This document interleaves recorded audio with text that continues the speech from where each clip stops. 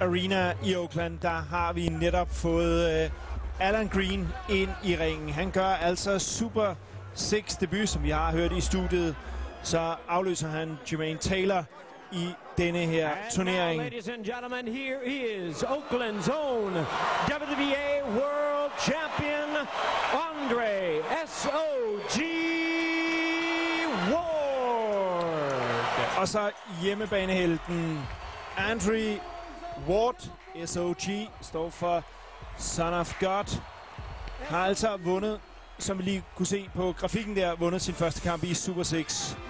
Desværre, må vi sige, fordi det var jo altså over Mikkel Kessler. Andre Ward på hjemmebane, og nu er der altså fyldt godt og vel op her i Oracle Arena i Oakland.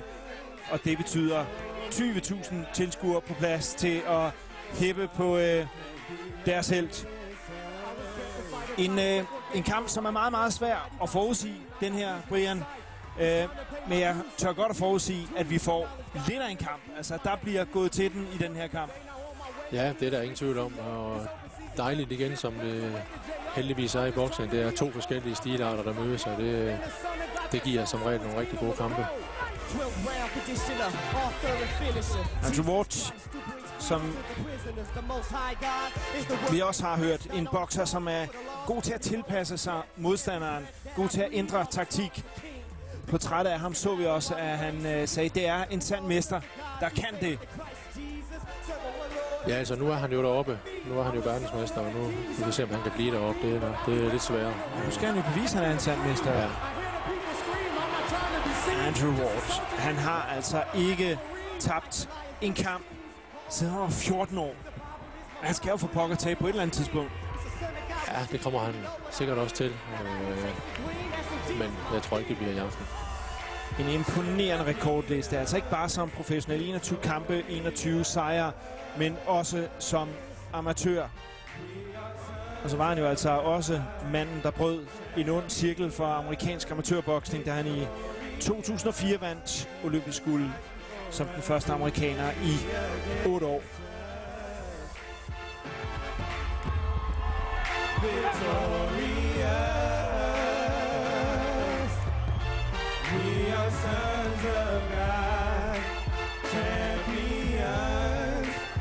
Og det er en kamp, som jeg har set meget frem til her. Vi så jo altså en Andre Ward, en meget, meget aggressiv Andre Ward, fuldstændig tage pippet fra Mikkel Kessler. Bokse en kamp, som gjorde, at Mikkel Kessler aldrig rigtig kom i gang, da de to mødtes. Alan Green, han er jo i Super 6 sammenhæng noget mere ubeskrevet. Han er en dygtig bokser, men hvis man kigger på hans rekordliste, så har han mødt et stort navn, Edison Miranda. Ham tabte han altså til.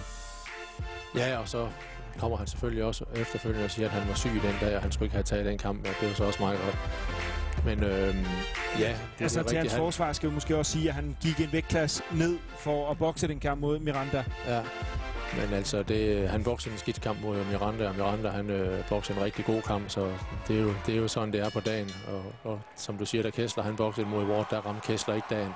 Det var det hele, der fejlede den dag. Altså, det var hele taktikken og hele ringhjørnet, der fejlede. State Warriors, the Oracle Arena here in Oakland, California, for the featured bout of the evening, brought to you by Goosen Tudor Promotions, Antonio Leonard Productions, DeBella Entertainment, and Showtime, sponsored by Corona, the Oakland Tribune, and the River Rock Casino. This bout coming away is sanctioned by the World Boxing Association, President Herberto Mendoza, Supervisor Guy Jutras, along with the California State Athletic Commission, the Chairman John Frierson, Executive Officer George Dodd. Our physicians at ringside, Dr. Cesar Banda and Dr. Smith Ketchum. Timekeepers at the bell, also keeping count of the knockdowns, Valinda Stell and Terry Burton. Introducing our three judges, scoring from ringside. From Avon, Connecticut, Glenn Feldman.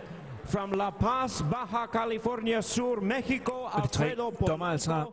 And from Santa Clara, California, Marty Salmon. Alfred Polanco og Marty Salmon. He'll be giving instructions after the introductions.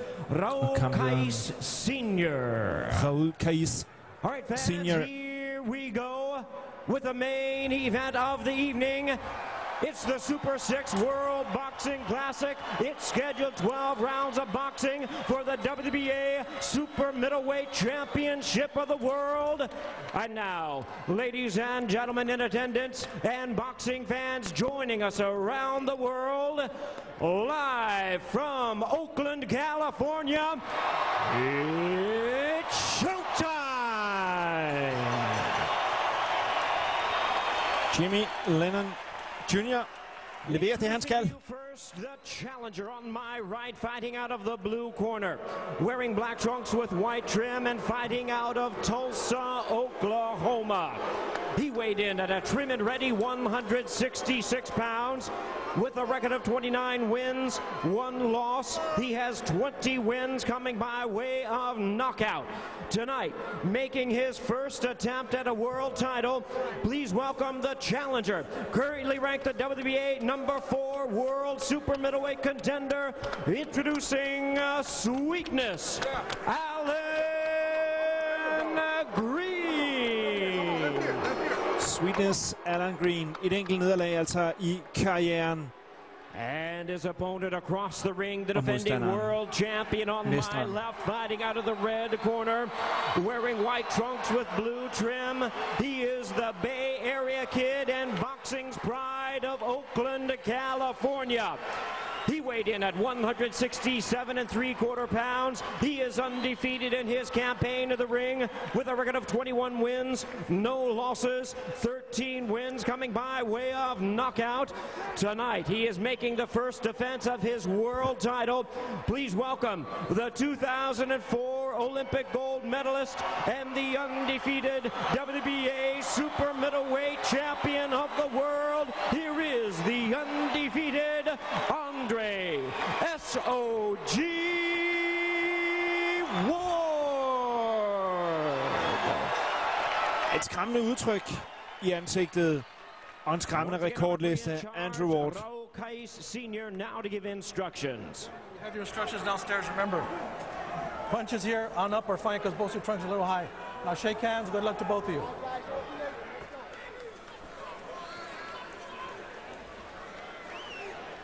Og Brian, nu jeg er jo rigtig spændt på at se, hvad for en taktik Alan Green han har lagt. Har han lyttet til dit forslag og gå ud og virkelig forsøge fuldstændig at bryde Andrew Wards rytme, hvis man kan det, hvis det overhovedet er muligt at bryde hans rytme?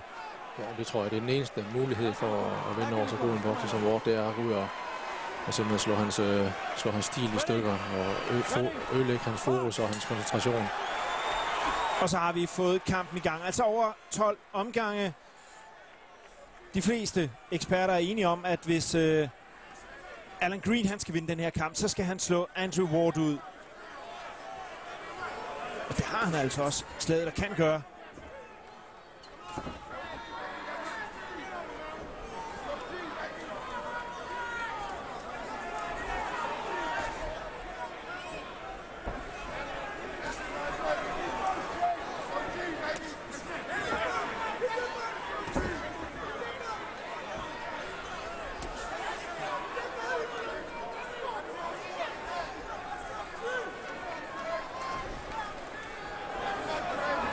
Afventende første minut af den her kamp. Vi står og kigger hinanden lidt ud, de to boksere.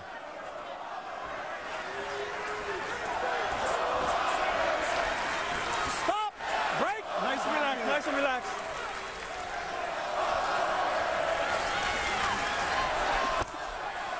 Hands are free, step back and punch, gentlemen. Hands are free. Get your hand out on it. Let him go. Hands are free, let's go. You're okay. Let's go, box.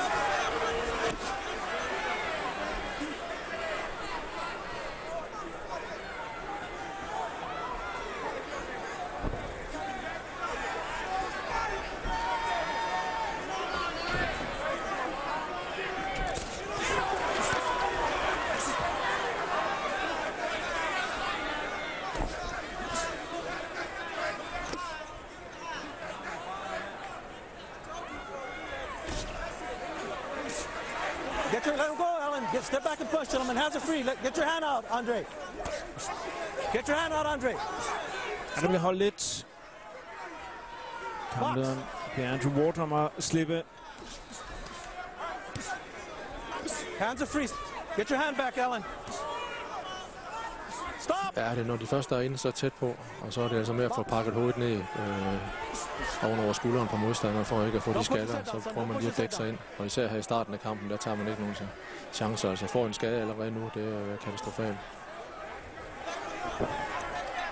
Er det ikke sådan en rigtig smuk boksning, vi har set indtil videre? Nej, de ser lige hinanden an. Altså, Ward han starter med venstre ben forrest, hvilket ikke er nogen overraskelse, men han er altså i stand til at skifte. Jeg husker før Kessler-kampen sagde man, at han prøvede på at skifte hele tiden, og det kan han altså ikke finde ud af. Men ikke desto mindre, så når han bokser højre ben for, så krydser han altså Kessler med kontra venstre kryds. Han skiller i gang. 10 sekunder, for de også lige at vide, de to bokser af kamplederen. Det var en meget lige første omgang, den her. Men hvis du skal give den til en af dem, eller er den simpelthen så lige, så... Jeg synes, den er lige. Den er meget lige. Så, men hvis det er 10 point most system, så vil jeg sige, at dommerne skal score den til den ene side. Og så er det godt, at jeg ikke var dommer, fordi jeg ved ikke, hvem jeg skal holde på her. Ej, der var heller ikke mange træffere. Der var ikke rigtig nogen træffere, nej. Så det vil sige, det skal man så give til ham, som der ville det mest. Og der vil jeg altså sige, at det var Green, der gik mest fremad, og Ward, der prøvede lige at kigge sig ind lidt andet. Men nu foregår det jo altså på Andrew Ward hjemmebane. Ja, det ved man ikke om det. Det må ikke håbe, det har noget det at sige. Det burde det jo ikke, men man kan jo blive grebet af stemningen som dommer. Mouthpiece is in, seconds out. Andre, stay in the corner, son. Mouthpiece, stay in the corner, stay in the corner, get back. Back up, back up. Men lad os da håbe, vi får sådan for alvor åbnet op for den her kamp. Måske allerede den her omgang. Hands are free, gentlemen. Der er meget respekt for hinanden på de to bokser her, fordi at Andrew Ward vinder han, jamen, så er han videre. Og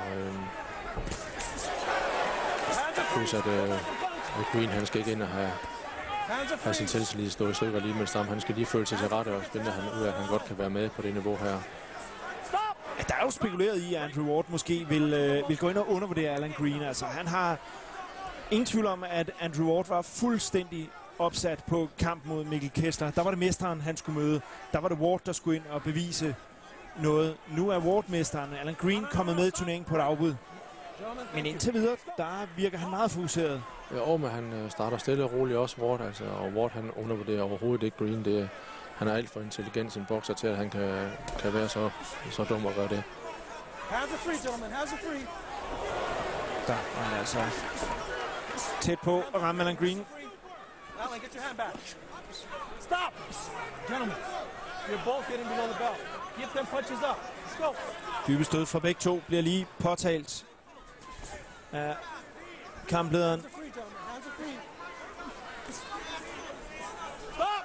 Break. Nice and relax. Deep breath to both of you. Let's go.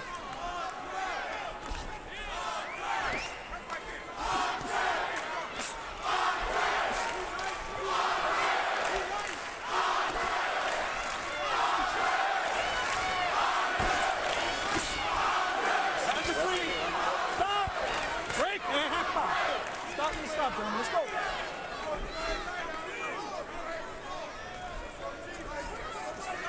Punch, get your hand out, Alan. Let him go.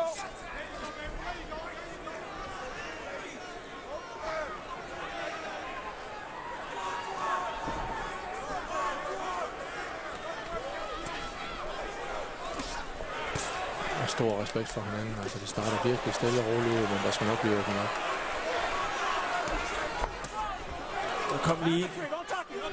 Der var Greens bedste våben. Det er venstre hooket. Både dybt og højt står han hurtigt og hårdt. Han slår utrolig hårdt med den venstre.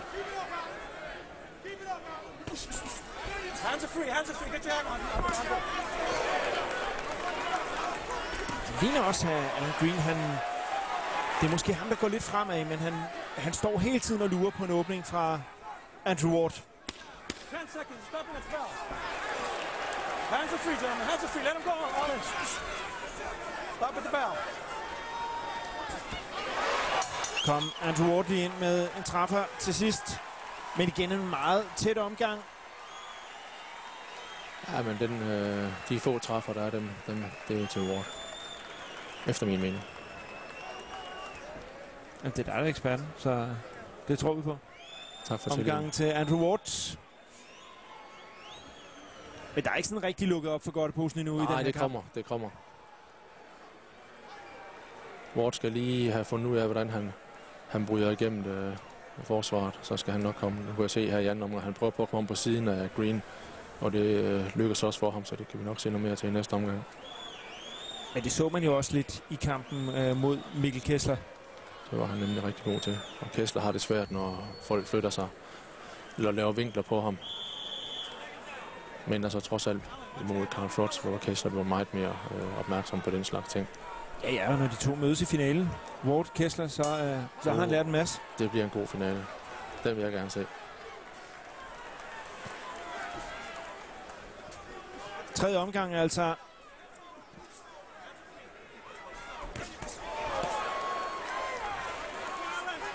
Let him go, Allen. Hands are free. Stop! ja, altså stadigvæk holdt en hel del. Ja, desværre.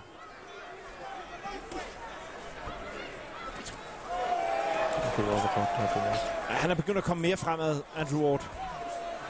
Men det er stadigvæk ikke meget rent. Men det er ikke sådan, han skal bokse Green, for det er Green god til. Det er de der dogfights. Han kan godt lide at stå derinde og mosse, og det koster en pokkers masse kræfter også. Ward, han skal holde sig fra afstand. Han er så lynende hurtig med begge hænder her. Slå og flytte sig igen, og helst gerne rundt om. Nu bliver han stående der. Hands are free, gentlemen.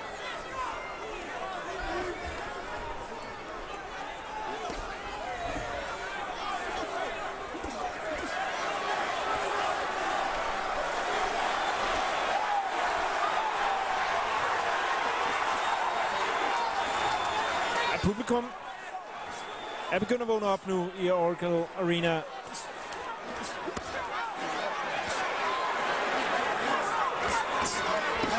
Ja, altså, som du siger, Alan Green har jo altså ikke noget mod, hvis det er den her måde, de kommer til at slås på. Nej, altså det er ikke der, han skal have de store færdigheder, og det har Ward jo altså. Men det er ikke det der, ingen kræver ingen færdigheder. Det er bare en slags mål. Det er ærgerligt, at han ikke viser sin teknik i stedet for Ward. Det ser trods alt ud, som om det er Ward, der rammer mest i det her.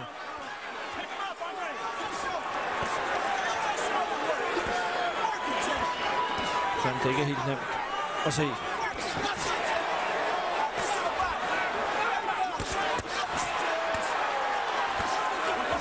Ja, som jeg siger, altså jeg har set de sidste 8 kampe med Andrew Ward. Han har ikke bokset på samme måde en eneste gang. Han tilpasser modstanderen, så hvis det er taktikken det der, jamen, så er det en ny måde, han ser ham på.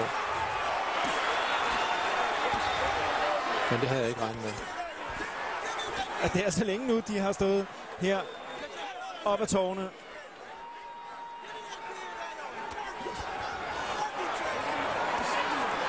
Det var lige præcis på den måde der, som Ward han bokser. Jeg mener, at Green han skal have bokset mod Ward, men det var ikke den vej der.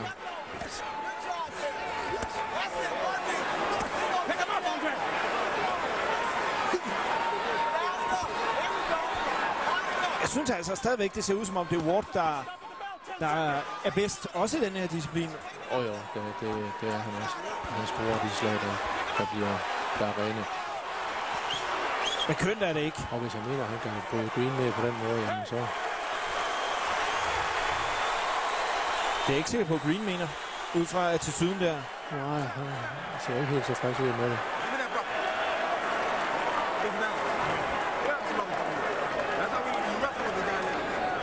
Omgang til Ward igen.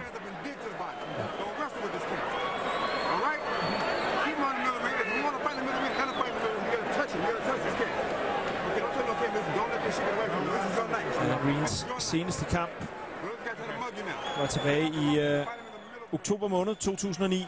En kamp, som han vandt på point over Tavis Sims. 10 omgang. Ikke nogen imponerende kamp fra Alan Greens side, men han vandt den dog. Ja, og så var nu så har bokser.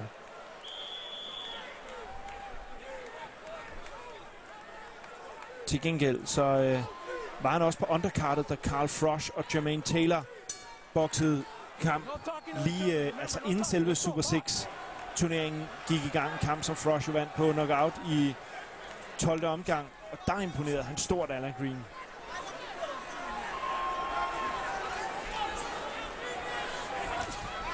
Hands are free, gentlemen. Let's go.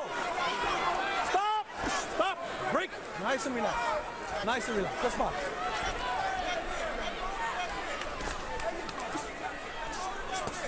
Get your hand out, Andre. Get your hand out.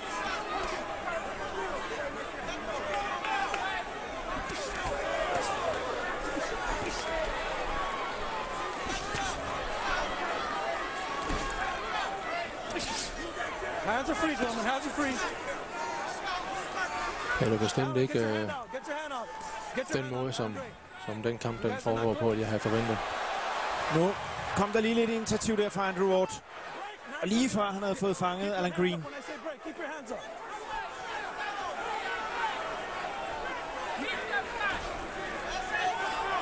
Ja, han slår den jabbet, og så bliver han derinde. Ligesom, at det er han fint nok tilfreds med, så der står og hænge lidt der Ward. Men altså, han har også glimrende succes, når han er derinde tæt på, for han er den eneste af de to, der rammer noget. Kevin kommer ikke med noget som helst. Nobody's holding. Get your hand out. Let him go.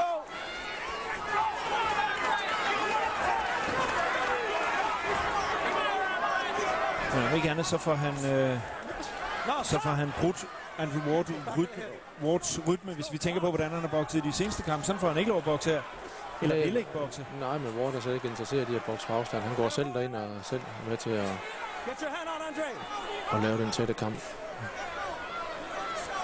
Box, gentlemen. Jeg synes egentlig ikke, der er nogen af dem, der holder. De bliver bare stående der. Ward har ikke succes med at flytte sig bagefter. Se, han går ind selv og holder, og så slår han bagefter. Hands are free. Hands are free.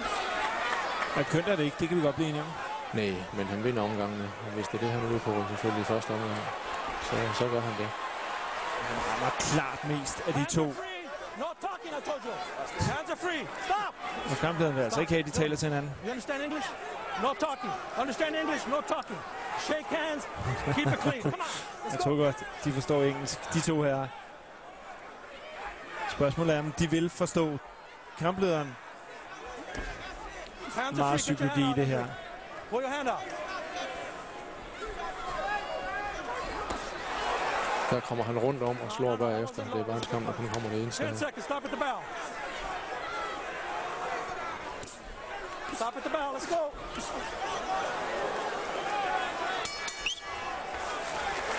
Og Brian, vi ved jo, at Alan Green, han kan slå hårdt, men det kommer han ikke rigtig til på den her måde.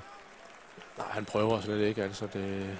Men okay, Ward han går tæt på ham med det samme, så han ikke har den afstand til at slå sit farlige venstrehug. Men jeg tror simpelthen, det er taktikken, som Ward har lagt. Han vil derind og slås med ham for ikke at få ham på afstand. Og nu har vi så set Ward box på den måde også. Og det kan han også? Det kan han også, ja. Det er ikke kønt for os, der ser på det, men så længe han vinder omgangene, så er det jo... Så tror jeg, han lever fint med ikke at få nogen skønhedspræmier for sin boksning. Helt sikkert, selvfølgelig. Til gengæld viser Andrew Ward, hvilken fantastisk alsidig bokser han er. Ja, der bliver han altså lige ramt, men han prøver lige med lidt psykologi der at fortælle Alan Green, at han blev ikke ramt hårdt. Som vi også kunne se der. Andrew Ward, han rammer altså også Alan Green. Og han rammer oftere, end Alan Green gør. 5. af 12 omgangen.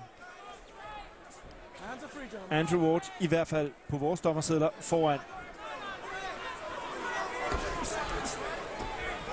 Let him go, Alan. Get your hand out, Andre. No push, guys.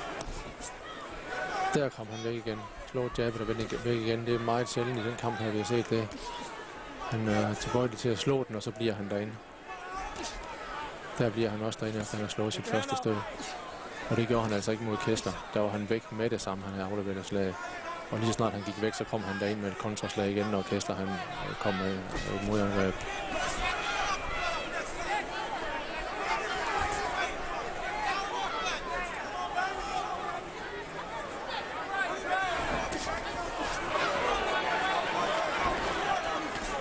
Jeg vil sige, at han igen beviser, Andrew Ward, at han er dygtig til at få kampen til at udvikle sig sådan, som han har planlagt.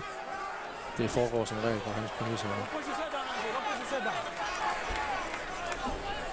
Men jeg må til gengæld også sige, at set med danske øjne og vores egen Kesslers øjne, så hvis han bokser sig op der mod Kessler, så har Kessler i hvert fald betydelig stor chance for at vinde over Ward. Men det er det igen, han er... Og Green. Nej, hvis Kessler skal mødes med Ward igen, og han bokser sådan der, så den går ikke mod Kessler, den måde der.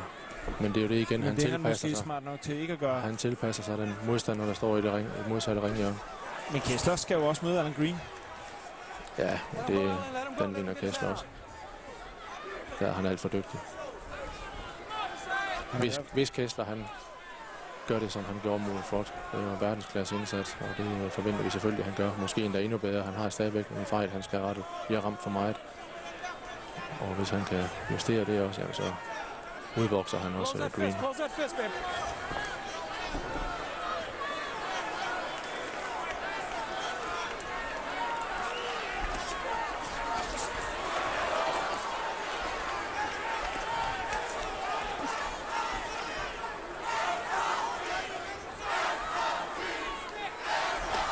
Faste SOG ned mod Andrew Ward.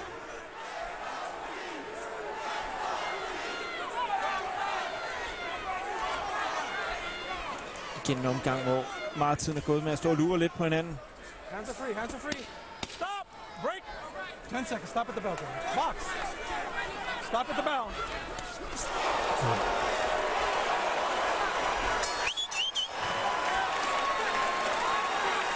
Ja, selvom Andrew Ward igen vinder den her omgang, og igen er foran, så Brian, må vi sige, at han har altså ikke formået at få sit eget publikum sådan helt op at ringe. Der er ikke nogen sindssyg stemning her i Nej, Arena. Slet ikke. Men Ward, han ved jo også godt, at der er mange flere hårde kampe for ham, og det her indtil videre, det har været en meget let kamp indtil videre. Der er ikke nogen, der får skader her, så længe det foregår på den måde her. Den stjæler han stille og roligt i omgangen, og hvis det er sådan, han tænker, at han ikke giver sig fuldt ud og ikke vil lave en publikumskamp, jamen, så er det også fint nok en måde at gøre det på for hans egen skyld. Han er videre efter en sejr her. Han skal spare på sin kraft og på sit ansigt. Men Alan Green på den anden side, han er jo altså blevet kastet ind i den her turnering i anden runde. Han har som den eneste bokser nu 0 point. Han skal jo ind og bokse sin chance. Det skal han da, selvfølgelig skal han det, men det gør han ikke. Som jeg havde sagt i forvejen, nu skal jeg følge på, hvad jeg siger. Han har stadigvæk sit venstre hook, der slår utrolig hårdt. Men altså på point kan han ikke slå Ward, det har han simpelthen ikke værktøjerne til. Heller ikke når Ward han bokser så uskyndt, som han gør her. Han varierer også Ward, ikke? I seneste omgang, der stod han meget på afstand og lurede, og den her omgang, der starter han med at gå lige over og presse Alan Green op ad tårne.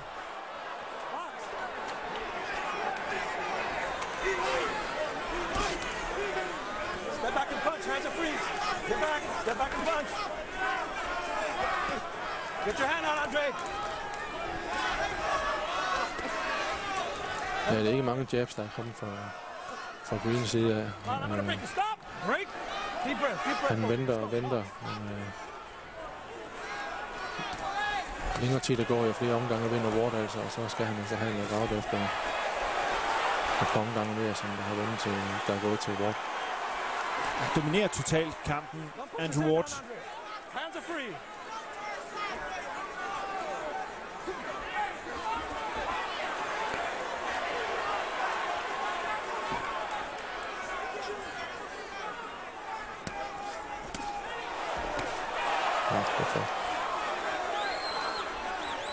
Og nu er det altså Green, der holder. Han er meget presset lige nu. Der er han lige ved at blive ramt igen, Alan Green. Ward er altså den eneste, der rigtig får træffer ind. Igen. 2 gange rammer han. Han har ikke noget at stille op på, så slet ikke i øjeblikket. Green og Ward, han er simpelthen for dygtig for ham.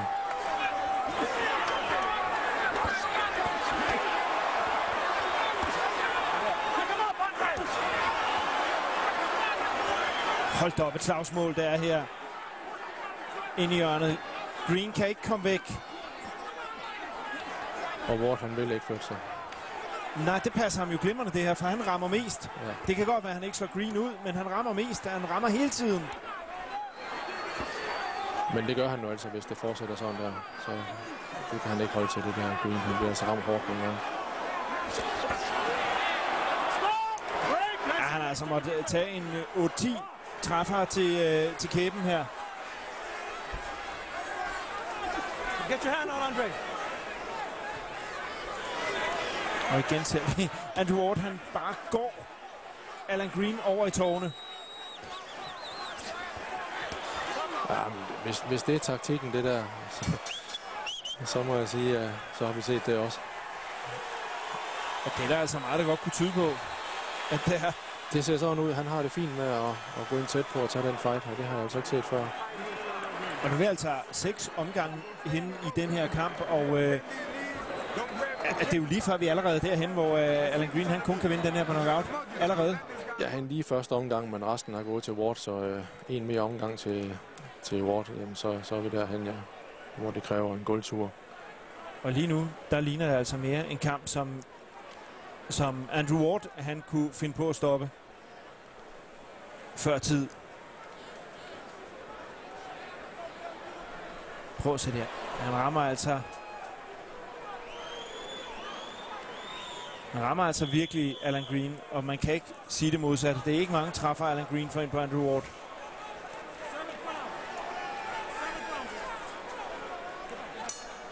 Nej, han har haft et rigtig godt slag i det venstre hug, så det har set efter. 7. omgang. Andrew Ward tårnhøjt foran allerede, og han forsøger altså at fortsætte den her taktik med at presse Alan Green op ad tårnet, og så bare slå løs derfra. Og nu går han ind igen. Ja, men det, han vil gerne være derinde. Og Alan Green han kan simpelthen ikke komme løs. Nej, men han slår jo heller ikke. Nu er det hans mulighed, det er på afstand. Der kommer ingenting. Der for eksempel, der skal han jo slå. Der skal han jo ikke stå og vente på, at Ward kommer ind og giver ham flere tæsk.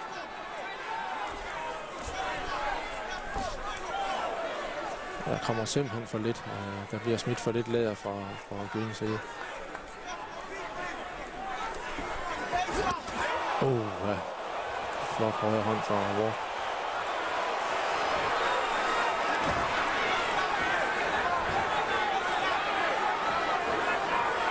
Han har ellers ved flere lejligheder tidligere, Alan Green, bevist, at han godt kan slå hårdt, og han godt kan stoppe modstanderen.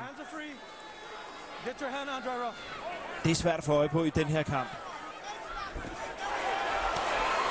Igen Ward i offensiven.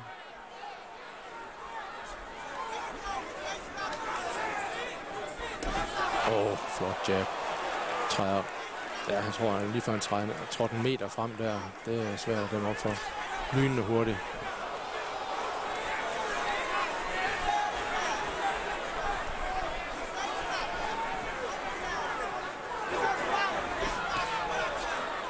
Han rammer ham hele tiden.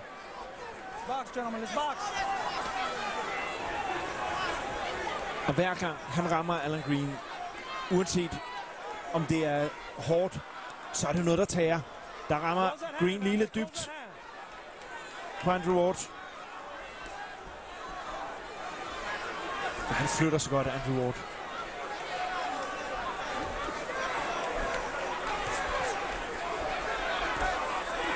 Nu begynder Ward at bokse. Det var det, som jeg havde forventet ham at gøre i første omgang. Nu har han gjort Green så mør, at nu kan han bare danse rundt om ham nu, eller lave de vinkler, som han plejer at lave. Et eller andet sted kan man jo sige, for Andrew Ward er det jo nok at vinde den her kamp i forhold til at gå videre i Super 6. Men altså, kunne han lige få en knockout på, så vil det jo ikke gøre noget. Andre, put your left hand out.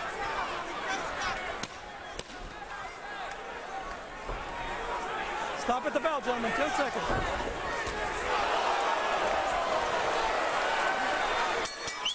Og endnu en klar omgang til Andrew Ward. Der bokser han meget godt i den omgang. Suveræn boksning. Jeg må sige, hvis det er taktikken, som vi snakkede om før, at han begynder at køre tæt på og trætte Green, jamen det er jo fantastisk. Det er jo helt vildt. Det har vi jo ikke regnet med, at han vil gøre. Men jeg kan godt regne med, at han vil udbokse ham, men det tror jeg først, han begynder at gøre nu. Ej, vi var godt klar over, at han er en bokser, som er i stand til at tilpasse sig modstanderen.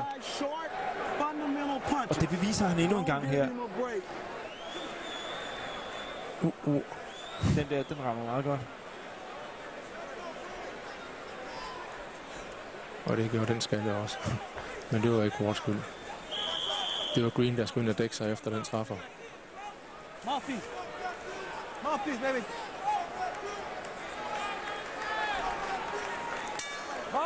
Alan Green, stor chance at få lov at komme ind på den store scene her i Super 6. Indtil videre, der har han slet ikke grebet den, eller han har ikke fået lov. Han har ikke værktøjerne, som jeg sagde tidligere. Det har han ikke, og nu går Ward garanteret ud af udbokser Green her til sidst.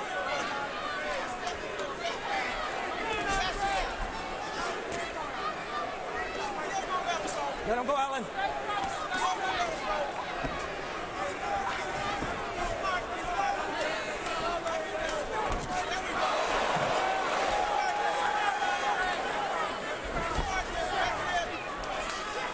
Step back and punch, gentlemen. Step back and punch. Watch your head there, Andre. Stop! Great. Nice and good. Take a deep breath, gentlemen. Come on, let's go. Box.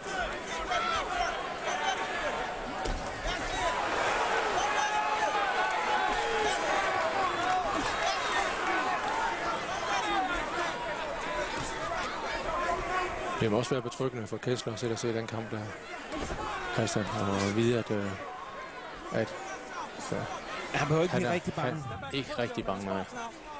Selvfølgelig skal man altid have respekt for sin modstander og træne 100% op til hver en kamp, fordi det er jo...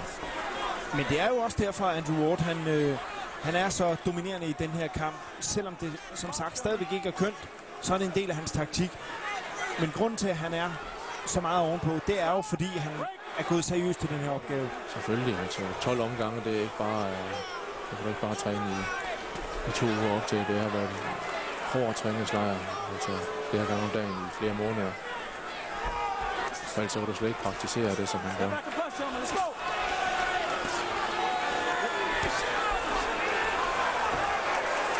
Og han er virkelig presset nu, Alan Green.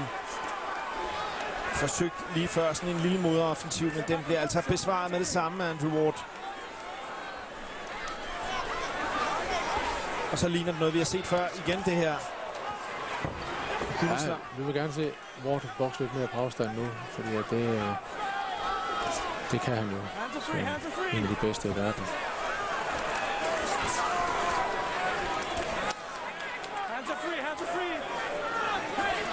Men så længe det ikke går ondt på Ward og går derind, der kommer jo ikke rigtig noget fra Green, men så er det fint nok. Og jeg synes, jeg hørte Alan Green i optakten til den her kamp sige, at det var fint for ham, hvis Andrew Ward kom herind, og så skulle han nok få lov at mærke, at man kunne blive ramt også, når man stod derinde. Men det er der Alan Green, der får lov at smage den medicin, skal jeg love for. Ward rammer igen og igen. Ja, han har stadigvæk 12 minutter til at vise det. Men han snakker meget, Green. Han har en stor mund. Og indtil videre har han slet ikke formået at snakke med næverne. Nej. Klar omgang igen til Andrew Ward. Og Alan Green, han ligner altså også en, der ikke synes, det her det er rigtig morsomt. Ja, det vil jeg heller ikke synes for ham. Men jeg undrer mig meget over, at han ikke prøver et eller andet. Han burde gå ind og satse noget mere, i stedet for bare at stå og snige et point nederlag til sig. And then it's time to put those hands together on him, okay? Bring him under and bring him over. Is he throwing anything hard now? He does not have the energy. You hear me? Get him about a minute into the water, okay?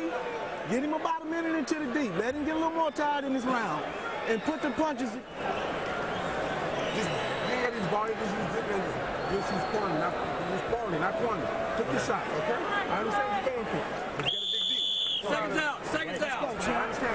Men det er altså den kamp i hele Super 6-turneringen endnu, hvor vi har set den største klasseforskel, synes jeg, mellem 2 boksere. Vi har været vidner til nogle meget, meget tætte kampe indtil nu. Men her, der må vi nok sige, der er indtil videre klasseforskel, og det er i Andrew Wards favør. Og vi hørte også et meget optimistisk Andrew Ward ringhjørne. Giv ham cirka et minut. Lad ham blive lidt mere træt i den her omgang, og så går du til den.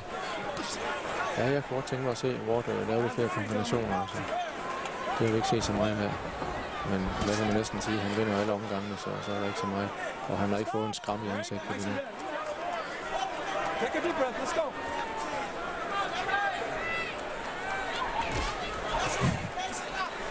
Hands are free, gentlemen.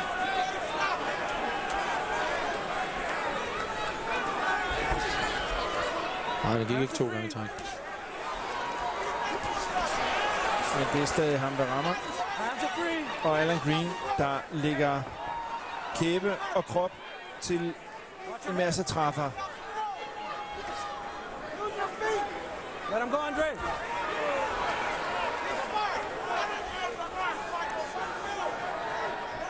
Nu er afstanden der. Nu kan Green komme ind, og han prøver slet ingenting. Det kommer sådan en forkølet jab, som han taber ned til bæltestedet bagefter. Break. Nice and relaxed. Virkelig en skuffende indsats af Green. Men igen, han har ikke værktøjer til det. Hands are free, gentlemen. Andre, get your hand out. Ja, man kan sige, at den indsats, han indtil videre har leveret i den her kamp, den viser meget godt, hvorfor han er reserve og ikke startdeltager i den her turnering. Hands are free. Ja, han grinede, da han blev kommet ind med som reserve, i stedet for at German Taylor sagde, at det var en joke, at han ikke var udtaget i første omgang automatisk. Men han har meget i munden. Desværre for ham selv, så har han ikke så meget i knæverne på det niveau her. Han er i hvert fald gemt godt på det indtil videre. Ja, men det er nu, han skal vise det. Selvfølgelig, han kan stadigvæk nå at vinde på knockout. Men det kræver, at det er inden for de 12 omgange, det slutter han snart. Let's go. Keep him up. Box.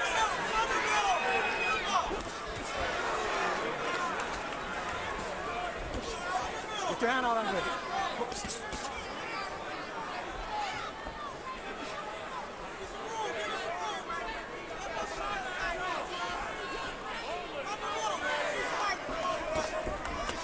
Se, Der rammer han går bare ind, altså uden at slå.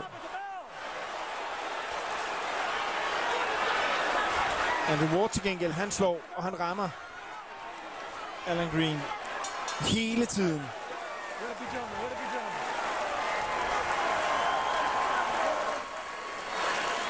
Altså, indtil videre ikke bare en føring, det er jo en tårnhøj føring. Hvis vi er lige lidt søde ved Alan Green, så har han den første omgang. Så er du også flink. Ja. Men det er rigtigt, der er i sådan nogle tilfælde, så kan man godt også midt på et eller andet tidspunkt, hvis han får en lige omgang, så er dommerne flink nok, sådan at det ikke lyder for vildt at give ham en. Men så flink tror jeg ikke heller ikke, at de kan det. Ikke på nuværende tidspunkt. Så skulle det være første omgang.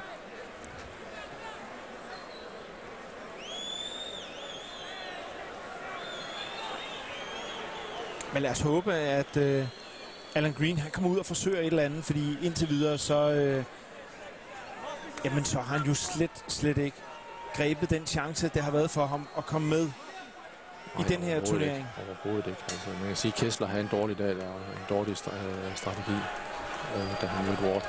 Men Kessler, han prøvede da, han kæmpede da, han prøvede da at slå, selvom slagen ikke virkede, så prøvede han da. Men det gør Green jo slet ikke. Jeg kommer og siger, at praler med, at han har det så hårdt i venstre hook, og han har aldrig mødt en, der slår så hårdt som mig. Det kan da godt være, at han skal da slå den først.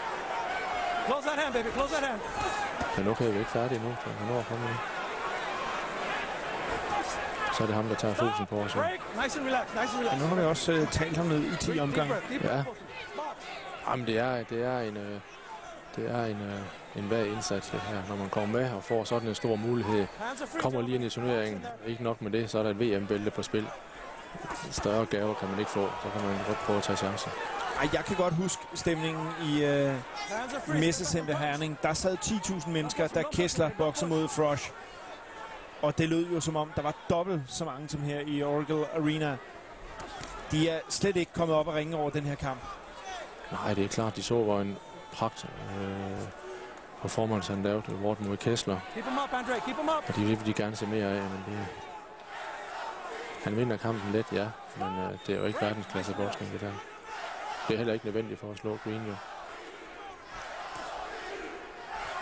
Get your hand out, Andre. Get your hand out. Watch your Andrew camera. Ward skal jo i sin sidste kamp i Super 6, sin sidste indledende kamp, bokse mod Andre Durrell. Hands are free. Durrell, som med sejren over Arthur Abraham også kom tilbage i turneringen efter et nederlag i første runde til Carl Froch. No, not behind the back of the head, gentlemen. Careful there. Og ja, det bliver en helt anden kamp. Den kan han ikke bokse på den måde der, for det er Durrell er glimrende, også teknisk, så det bliver en helt anden kamp.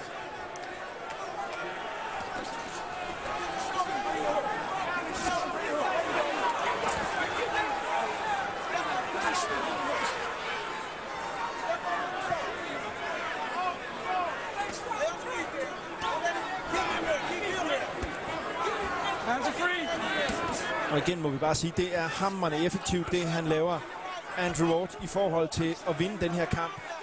Kønt er det bestemt ikke. Men det kan Andrew Ward være fuldstændig ligeglad med. Der kan han stå i flere dage, hvis det skulle være. Det koster ikke, ja, det koster kræfter selvfølgelig, men ikke i forhold til, hvad det gør for Green, der bliver ramt hele tiden. Han behøver ikke stå der flere dage. Han skal bare stå der i 6 minutter mere. Ja, men det kommer han problemfrit ud af Ward. Det er bare en dag på kontoret. Det der ingen skrammer eller noget som helst, så længe de står derinde. Men man skulle jo tro, der var en risiko for at få skaller derinde, når man står der. Nej, ikke når han er rutineret. Han gemmer sig bag ved hovedet, så der sker ikke så meget. Anden end han putter et point mere ind efter endnu en omgang. Ja, altså man kan jo sige, selvom man jo gerne vil give en omgang i ny og næ til Alan Green, bare for at det ikke ser for pinligt ud, så det er jo rigtig svært at finde en omgang til ham. Ja, det må jeg sige. Den første omgang var lige, så lad ham bare få den. Det hjælper ham ikke ret meget. Så har han så også lige tabt lige siden. Jeg synes, det er skuffende. Som jeg sagde først, han har ikke værktøjerne til at slå Ward, men også ringhjørnen ikke. Det er ligesom, at de bare er tilfredse, bare vi går tiden ud. Havde jeg været i ringhjørnen der havde jeg sagt, nu går der efter det, og fortalt ham, at han skulle ind og slå nogle bomber, eller han skal gøre et eller andet. Altså, havde jeg sagt, spark ham over benet eller et eller andet. Han gør jo ingenting overhovedet. Han lader sig bare omgang efter omgang gå uden at lave noget. Og slå, det kan han jo. Altså. Da den her Super 6-turnering startede, der havde vi danskere i hvert fald, Mikkel Kessler, som den helt store favorit til den overordnede titel.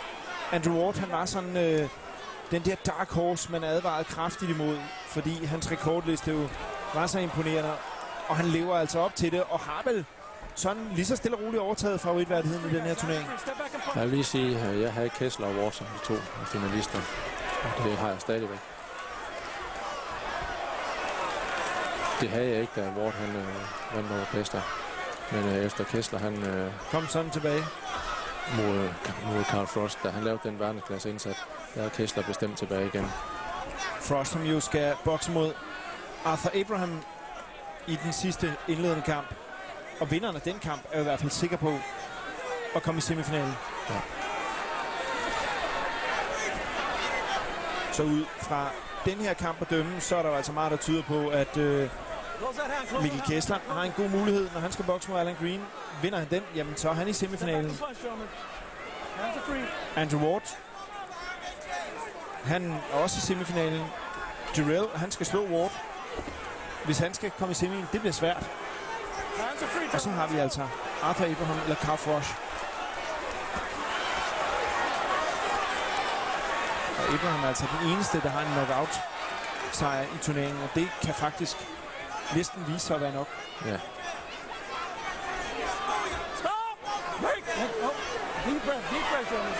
Men Kessler Green, ja.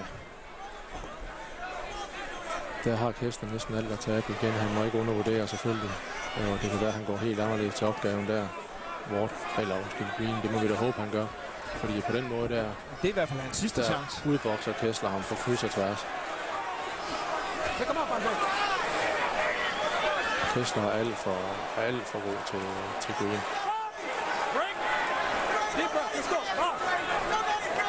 Og her mener jeg egentlig også, at Ward han bokser under standard i dag, men alligevel så overbevisende vinder han alle omgange næsten. Jamen, han ligner en, der har fundet en vej til at vinde den her kamp på hvad skal vi sige, den nemmeste måde. Han bestemmer jo. Altså, bokser vi på afstand, så vinder jeg over det der. Vil vi herind, jamen, så lad os stå herinde. Jeg scorer mine point alligevel, og jeg kommer ikke til skade. Jeg kan komme videre uden en eneste skram til næste kamp. Og det er jo de 12 omgange, der tærer hårdt på en bokser. Altså, jeg plejer at sige, at der er sådan 5-6 hårde 12 omganges kamp. Altså er dem, som Kessler han bokser mod først. Den bokser man ikke mange af, sådan en kamp, en hård kamp, og så skader og ikke muligt. Men den kamp der, det er jo bare ligesom en sparringssession i træningslokalet for Ward.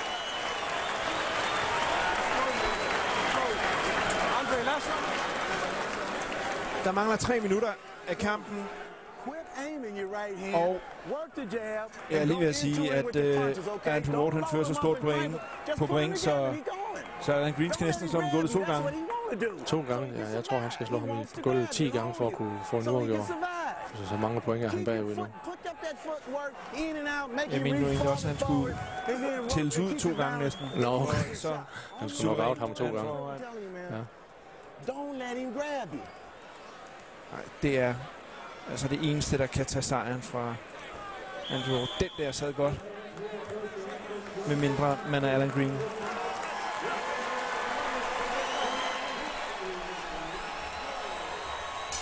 Vi har ventet og ventet og ventet, ikke bare på kampen, men også på Alan Green, at han skulle vise, hvorfor det er, han er kommet med i den her turnering. Vi har ikke set det endnu. Andrew Ward har fuldstændig på sin måde udbokset Alan Green. Det har ikke været kønt. Bestemt ikke kønt. Men det har godt nok været effektivt for Andrew Ward.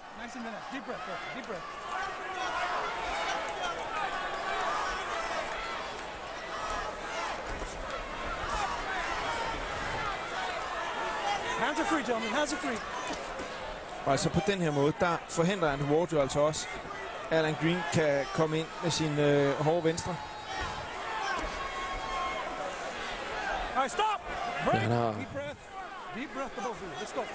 sidste omgang her til at slå det venstre hook. Han har ramt Ward 1 gang i starten af kampen med det, men det kan ham åbenbart ikke blive på tanden til at kunne fortsætte.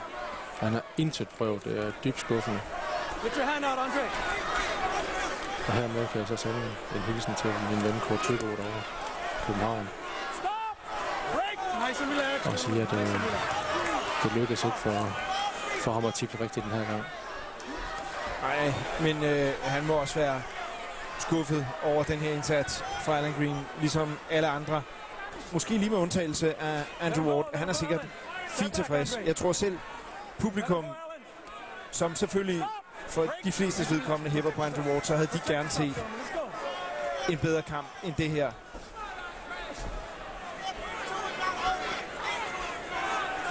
Men det er Ward jo selvfølgelig ligeglad med. Det gælder om at få de 2 point og så komme videre i turneringen på så nem vis som muligt. Og det her, det har virkelig været en walk in the park for ham. Ikke en skram i ansigtet, det har Green sådan set egentlig heller ikke. Og utroligt, at han ikke prøver på et eller andet. Det har ikke engang været hårdt for ham at få tæsk i næsten 12 omgange. Så nu mangler der 1 minut af en kamp, som Green skal... Ja, altså, han skal slå Andrew Ward ud, men han forsøger jo ikke engang. Det virker som om, han er godt tilfreds med bare at komme igennem. Han er fint nok tilfreds med at tabe med... Han kan risikere at tabe med 120-108, det vil jeg ikke blive overrasket over.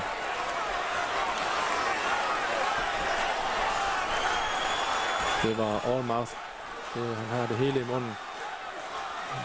Han skal nok vise. Og han skal nok gå derfra som verdensmester efter den kamp. Der er ingen i turneringen, der kan slå mig, sagde han inden kampen. Jeg er lige ved at vil påstå, at der er ikke nogen i turneringen, der kan tabe til ham, hvis ikke han viser mere end det der. Det er fuldstændig ret i. 10 sekunder igen. Og det er slut. De bliver bare stående her og krammer. Ja, selvfølgelig. Det er nemt. Andrew Ward. Han er ikke engang høj puls. Ward Vinder altså kamp mere mod Alan Green. Tårnhøjt. Og egentlig forstår jeg ikke, hvorfor Alan Green han smiler så voldsomt meget.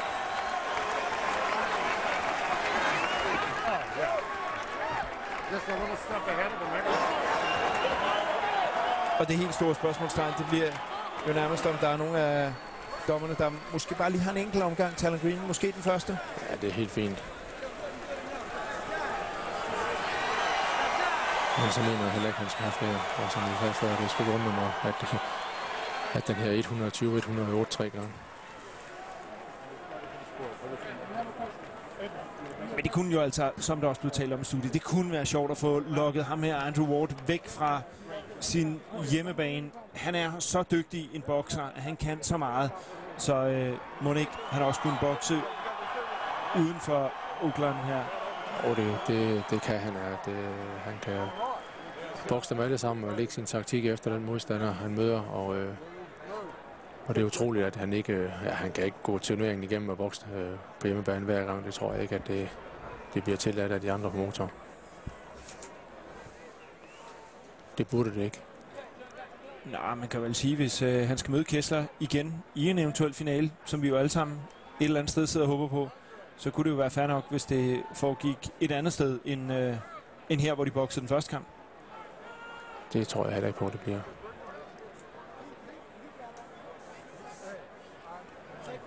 Og selve indsamlingen af dommersedler, voteringen her, den kan altså ikke, den kan ikke tage lang tid. Jeg ser ikke, at bliver nej i hvert fald og venter spændt. Det gør du ikke?